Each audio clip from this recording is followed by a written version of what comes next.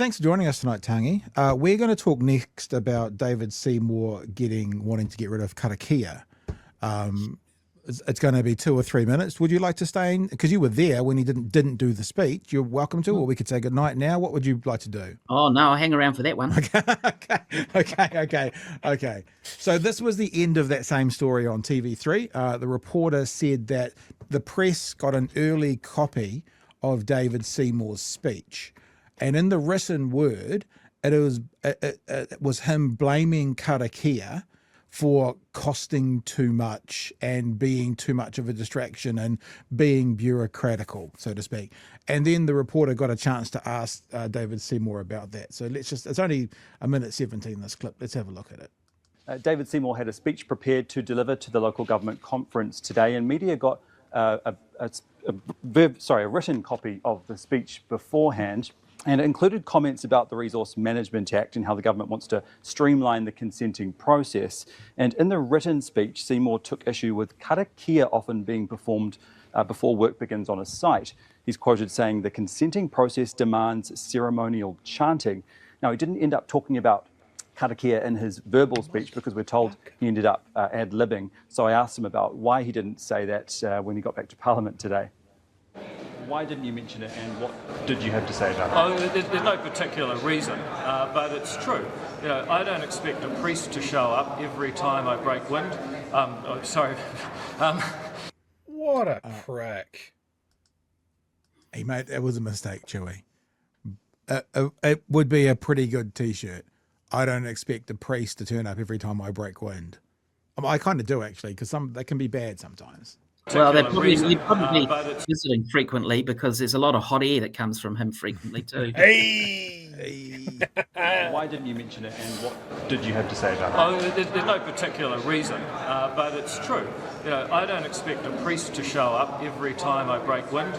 I don't expect a priest to show up every time I break ground on a new building, and I don't think that you need a kaumatua to come and say karakia either.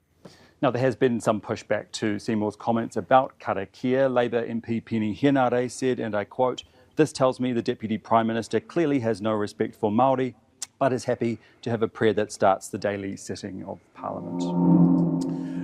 There was a couple of comments from Mr. Peters on this as well. He doesn't know. Peters hits back at Seymour over karakia stance.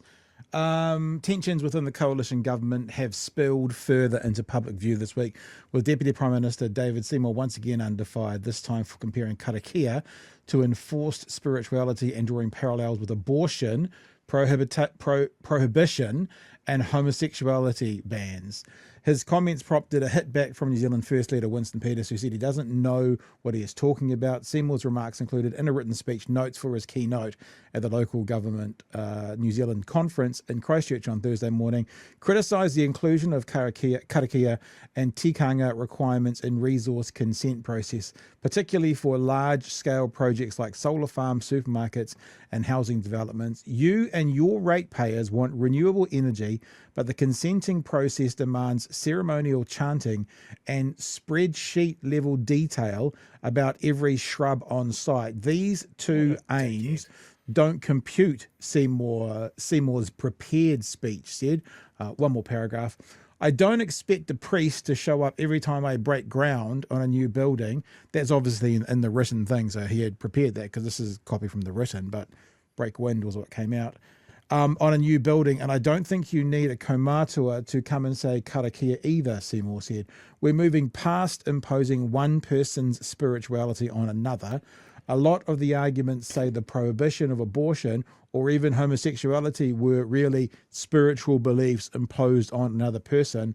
I'm saying the same thing with building stuff. Yeah. What a dickhead. I like that thing that they're saying, was it Maya Angelou, when someone tells you who they are, believe them the first time. You can see it in there. But anyway, Tangi, you are a MP, you sit in the House with them. I'd love your thoughts.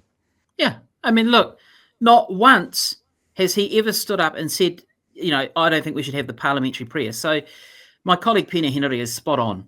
he's being very selective around this, and it's just appalling. It really is.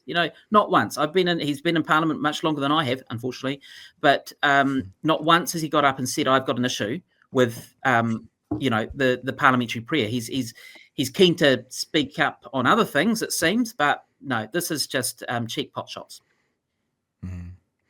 Yeah, and look, I think we'll leave it there, Tangi, because your internet has got that massive lag on it again. So we'll say a huge thank you for joining us tonight. We appreciate you giving us some time, and we'll talk to you again super soon. So thanks for being a part of it, and we wish you all the best. And Chewie, I will throw the ball to you about Seymour now. I hate having to say this every time. A lot of people know this. A lot of people don't. Karakia can be a prayer, and it can also not be a prayer. It doesn't have to be a religious thing. It's a focusing of the start of something. Like, we're all pulling in the same direction. We're going to start our day. We're going to start this project. All of that sort of stuff. It is a starting point. Yeah. Now, I'm as white as the pure driven snow, and I can understand this. Why does someone who whakapapa's Māori not understand this? This is madness. Again, do you think perhaps he's talking to his base and no one else? I do. Yeah. I do think he's talking to his base. I do think he's running his election campaign right fucking now. Yeah. His other stupid comments. Council shouldn't keep a spreadsheet level detail of every shrub. So we shouldn't keep track of what ratepayers' money is spent on? Yeah. Detailed. Like, these things cost money, right? Like, they buy the shrubs. You want to know that X amount of ratepayers' money has been spent on planting, that the ratepayers got what they paid for, and that the contractors that put them in worked to a plan. This is good governance. He seems to think it's useless frippery because he's not had anything to do with local government, nor does he respect the people that work in local government, because he's in big boy government, not sandpit local government. Why don't you listen to me? They want to stand candidates in local government elections, and it seems like all the aligned guys that are going for councils have just a sheer disdain for that and an absolute incomprehension of how it works, and that's why they stick out like dog's balls. Just basically look at who's running for your local council, identify the worst human on that list. That will be an ACT-aligned councillor. Easy. Do dog's balls stick out? If you let them. I've got a bitch, so I wouldn't know. I don't know about dog's balls at all. Just saying.